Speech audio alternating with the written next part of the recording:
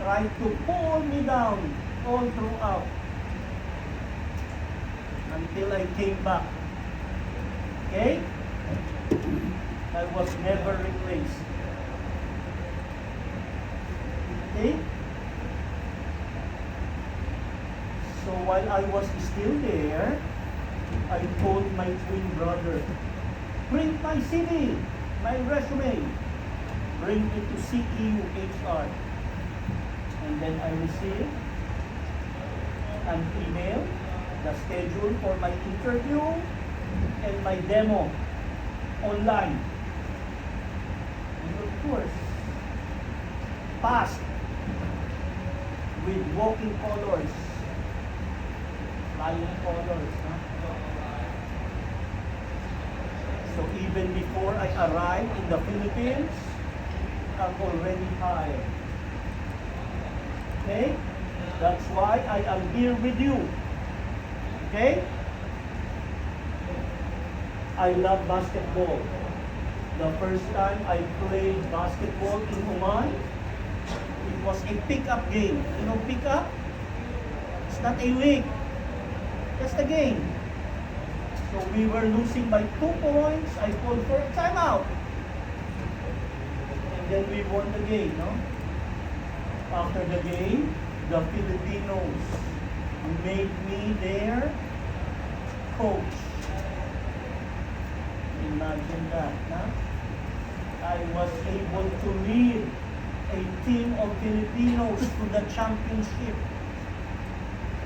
I did not bring my medals because I became the coach of the season.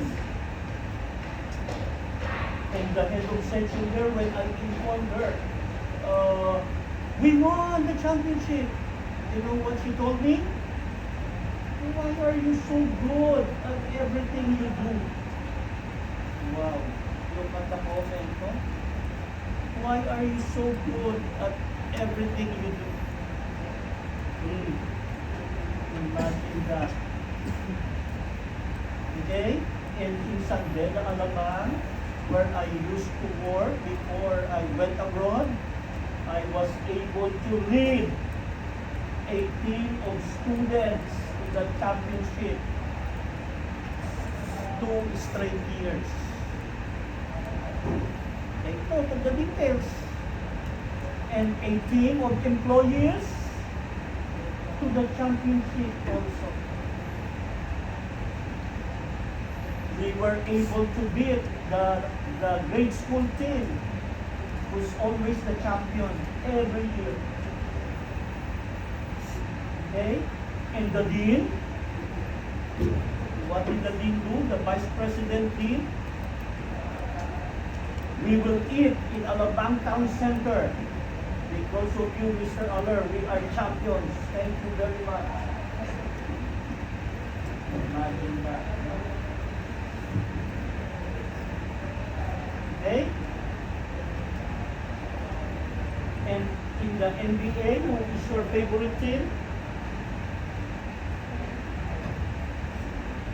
-5. Not watching basketball. What about you? NBA. Golden State. What's your name? Record it. Golden State. What about you, Layumas? Lakers. Put -5 for yourself. GSW. Write her name. What about you? Huh? Tell her your name. You? Hornets. -5. Here. Golden State. Tell her your name. Cleveland Cubs. -5. Okay? For those who said GSW +5. Tell her your name. Layumas, those who said GSW. My favorite team is of course Golden State because of Steph Curry. Although I like him a lot, I hate him when he celebrates after making a shot, especially a 3-point shot. I I consider it to be rude, to be offensive when you celebrate too much. Okay? There is only one player who will not celebrate after making a shot. Adam. You don't know him maybe. Dr. J. Julius Erving. The only player who did not celebrate after making a dunk. Imagine that. Huh? Right now, Steph Curry is number 3 in the All-Star voting. And the All-Star game will be held in the home court of Golden State in February. He may not be a starter because he is number 3. The top 2 will be starters in the first 5. Right now, he is number 3. He is behind by 60,000 votes. So to help carry your assignment, create an NBA account. Okay? Vote for Kerry. And LeBron also, LeBron James. Because LeBron is also number 3. Make a screenshot, Layumas, remind your classmates. Make a screenshot that you voted for Kerry, +1 for every screenshot. I will make the link in Google Drive. I will send it to you, Layumas. Every day I am voting. I have 2 accounts with NBA League Pass Premium subscription. Okay? I am voting twice every day. With your help, Kerry will be in the top 2. I'm serious. You have to help Kerry, you must remind me about the link. Okay? We will help Kerry. Okay? So I used to be a mountaineer. I have conquered 3 mountains. Let us look at the mountains that I have conquered. Number 1, Mount Pami, who is from Siniloan, Laguna, there. But they have changed the name, no? What's the new name? From Pami, there, no? From Pami, what's the new name? Mount Romelo. And what do you see? This beautiful Borovisan Falls. You see it? Who's the mountaineer here? Yes. You do not watch the NBA, you are not a mountaineer.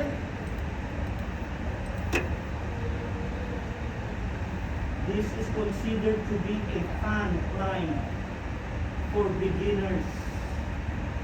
But because it was raining when we went there, one lady slipped. What happened to her? She kept on rolling and rolling and rolling down. She only stopped rolling down when she hit a tree. Did she die? No. Broken teeth. So she had to look for graduates of dentistry. CEU graduates. I was able to relate to, of course. Huh? No, she had plenty of bruises.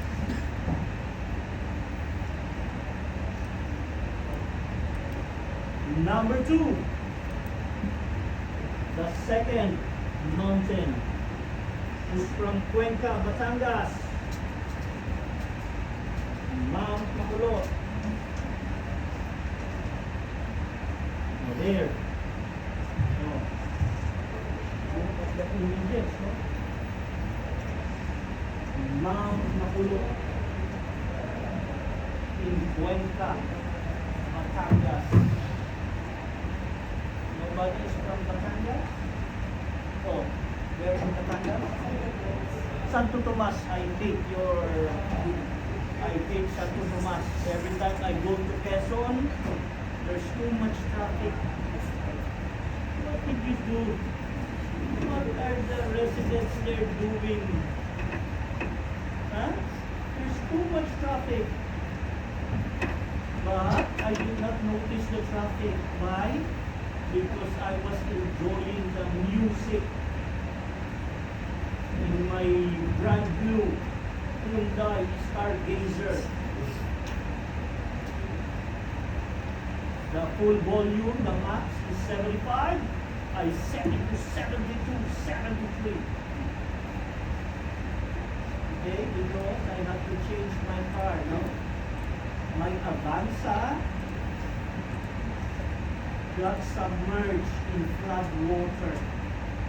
Typhoon Karina. I failed to move it. It was already very late when I arrived in my parking. And the flood water was raging. Really. I decided not to cross. Otherwise, I would have been swept away. And I would have died. Huh? Okay? And just 10 days ago, I almost hit a biker there in Pedro Hill. The biker suddenly darted across. But because it's Hyundai with sensor, almost at the same time that I applied the brake, it also did emergency brake. Very nice, huh? You will not collide with another car or another person. Because when it's detected, it will automatically stop. No. You are already having an idea about sensors, which is one of the topics in this course. Sensors. If you check your canvas, sensors. Okay? But I opened my window, I shouted at the man, I cursed him. Imagine, and I hit him, and you'll go to jail. Correct? Reckless imprudence resulting to, if the person dies, homicide. If he's still alive, reckless imprudence resulting to physical injuries. But there is, I think, a rule that if it is not the fault of the driver, you will not go to jail. I have to verify that. Okay? And you must verify it for me, yeah? What is the new law if the driver is not at fault? Okay? I told you about the sensor, huh? When we reach that topic, that module, you should be able to tell me what sensor is being used by Hyundai so that it will be able to detect nearby objects or persons so that there will be no collisions. Clear? The third mountain, Mount, this is the second highest peak in our country. What is the highest peak here in our country? Huh?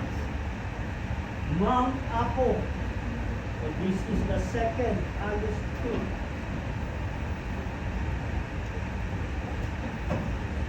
There. it did not change. Mount Pulag, it Abra. Manggit, Abra. Oh, there.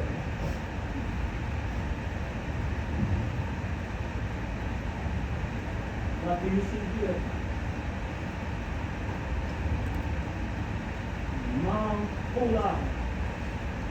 There is that word.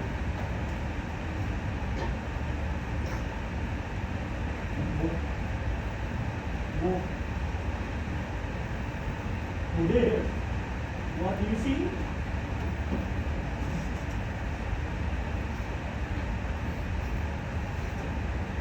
Read it for me, please. Oh!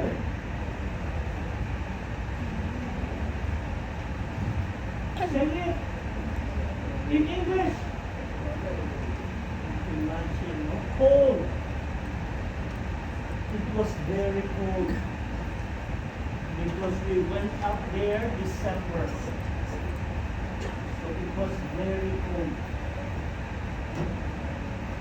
We were able to pitch our tent quickly and we went inside.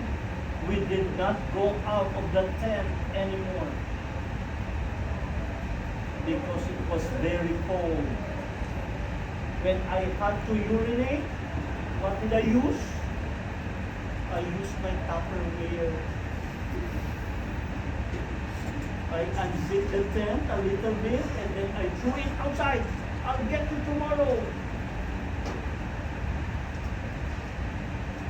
When you reach the summit, you will run out of adjectives in describing how magnificent God's creation is.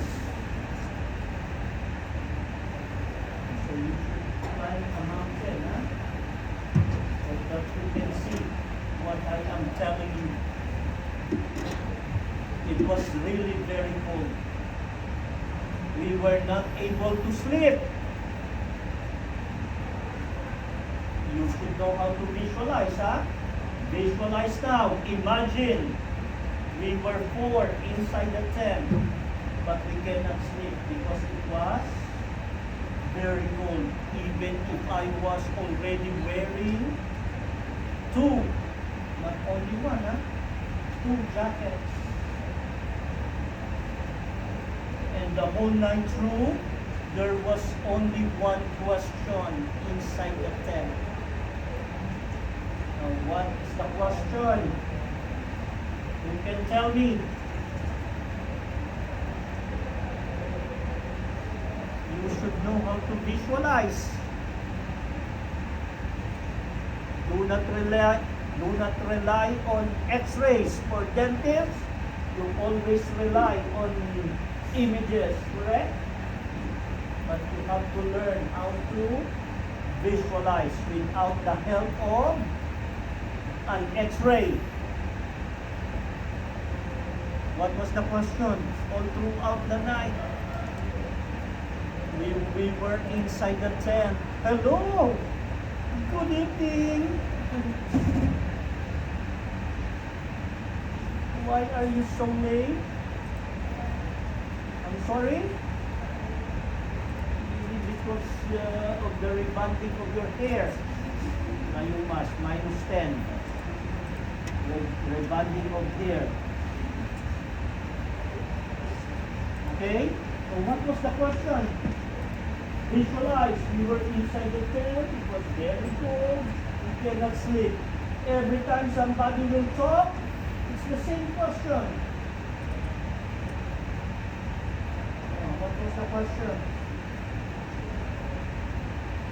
Hello? No. I am already teaching you one of the things that you should learn. Visualize. Imagine. Picture the scenario. Okay? Now, who can tell me what was the question all throughout the night? Hello? The question was? Hello? What time is it? Why are you asking about the time? Huh?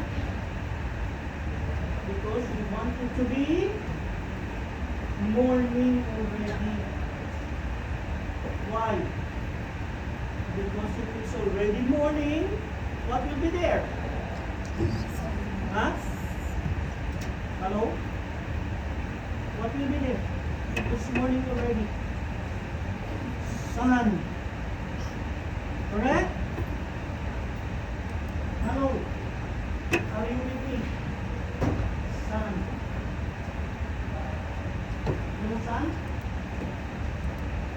It will provide us the heat that we need. It's a good thing nobody died, no? Due to, what do you call that? Hypothermia.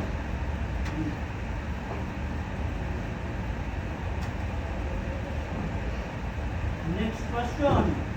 We mentioned sun. What will happen to the sun without you?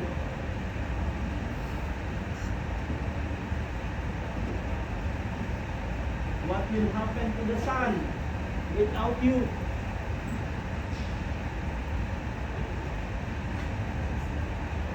Very practical question. What will happen to the sun without you? I'm sorry? It will serve no purpose even without you, huh? What about you? What will happen to the sun without you? Nothing. Why?